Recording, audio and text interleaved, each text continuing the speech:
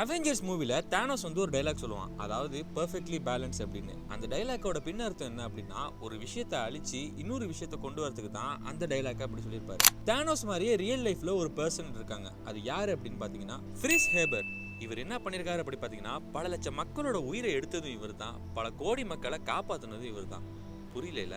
1868ல ரெஸ்லா அப்படிங்கிற ஒரு பிளேஸ்ல வந்து இவர் பிறக்கிறாரு. அதுக்கப்புறம் இவர் ஆர்கானிக் கெமிஸ்ட்ரி மேல ரொம்பவே ஆர்வம் வந்து அதிகமா படிக்க ஆரம்பிக்கிறாரு. ஸோ இவரோட ஃபர்ஸ்ட் டாக்டரேட்டை 1881ல வாங்குறாரு. அதுக்கப்புறம் இவர் அப்பாவோட கெமிக்கல் ஃபேக்டரி எடுத்து நடத்த ஆரம்பிக்கிறாரு. அந்த டைம்ல பாத்தீங்கன்னா நிறைய கெமிக்கல் கம்பெனில இருந்து இவருக்கு நிறைய ஆஃபர் வருது, அதாவது கெமிக்கலை வச்சு எக்ஸ்பெரிமெண்ட் பண்றதுக்காக. ஸோ அந்த டைம்ல உணவு தட்டுப்பாடுங்கிறது வந்து ரொம்பவே அதிகமா இருந்திருக்கு. அதாவது பாப்புலேஷன் வந்து அதிகமா இருக்கு. அந்த டைம்ல விவசாயங்கிறது வந்து ரொம்பவே கம்மியா இருந்திருக்கு. அதாவது அந்த டைம்ல ஒரு செடியை வளர வைக்கிறதுக்கு நைட்ரஜன் அப்படிங்கிற ஒரு விஷயம் வந்து பற்றாக்குறையா இருந்திருக்கு. ஸோ அந்த நைட்ரஜனை உடைக்கிற விதமா இவர் வந்து ஹேபர் ப்ராசஸ் அப்படிங்கிற ஒரு விஷயத்தை கண்டுபிடிக்கிறாரு. அந்த ஹேபர் ப்ராசஸ் மூலமா விவசாயத்தை அதிகப்படியா பெருக்க முடிஞ்சு. இதனால உணவு தட்டுப்பாடுங்கிறது அந்த டைம்ல ரொம்பவே கம்மி ஆகிட்டு வந்துச்சு. அதுக்கப்புறம் அந்த ஊர் மக்கள், நாடு மக்கள் எல்லாருமே இவரை தூக்கி வச்சு கொண்டாட ஆரம்பிச்சாங்க. பட் இந்த கதை இதோட முடியல.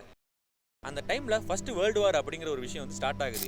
எந்த நைட்ரஜனை வச்சு நிறைய மக்களோட பசியை போக்குனாரோ அதே நைட்ரஜனை வச்சு பல மக்களோட உயிரையும் எடுக்க போறாரு. அதாவது குளோரின் கேஸ் அப்படிங்கிற ஒரு பாம்பை உருவாக்க ஆரம்பிச்சாரு. இவரோட மனைவியுமே ஒரு கெமிஸ்ட்ரிஸ்ட் தான். இந்த பாம்பை உருவாக்க வேணாம் அப்படின்னு சொல்லிட்டு அவங்களுமே தடுத்திருக்காங்க. பட் இவர் யாரு பேச்சையுமே கேட்கல. பேசிக்கா இந்த குளோரின் கேஸ் என்ன பண்ணும் அப்படின்னு பாத்தீங்கன்னா, லேண்ட்ல ஏதாவது ஸ்ப்ரெட் ஆக ஆரம்பிக்கும். அதாவது இந்த கேஸை சுவாசிக்கிறவங்களுக்கு அவங்களோட லங்ஸ் அஃபெக்ட் பண்ணி அவங்களால பிரீத் பண்ண முடியாம போய் இறந்து போவாங்க. இது மாதிரி பல லட்சம் மக்கள் அந்த போர்ல இறந்து போனாங்க. என்னதான் பல லட்சம் மக்கள் இறந்து போனாலும் அந்த டைம்ல அது வேஸ்ட் தான். பிகாஸ் அந்த டைம்ல ஜெர்மனி போர்ல தோத்துருச்சு. ஒய்ஃபோட பேச்சை கேட்காம இவர் நிறைய கெமிக்கலை உருவாக்குறத பார்த்து இவர் ஒய்ஃப் சூசைடும் பண்ணிக்கிறாங்க. அதுக்கப்புறம் பல வருஷம் போகுது. இவருக்கு நோபல் பிரைஸும் அனௌன்ஸ் பண்றாங்க. பட் பல பேர் இவருக்கு நோபல் பிரைஸ் கொடுக்க கூடாது அப்படின்னு சொல்லிட்டு எதிர்ப்பு தெரிவிக்கிறாங்க. அந்த நோபல் பிரைஸ் வாங்குற இடத்துல கூட பல பேர் இவருக்கு எதிர்ப்பு தெரிவிச்சு இவருக்கு ஹேண்ட்ஷேக் கூட பண்ணல. இப்போ நீங்க சொல்லுங்க, ஹேபர் வந்து நல்லவரா கெட்டவரா? இப்போ நம்ம சாப்பிடுற விவசாய உரத்துல யூஸ் பண்ற முக்காவாசியான கெமிக்கல் வந்து ஹேபர் கண்டுபிடிச்சது தான்.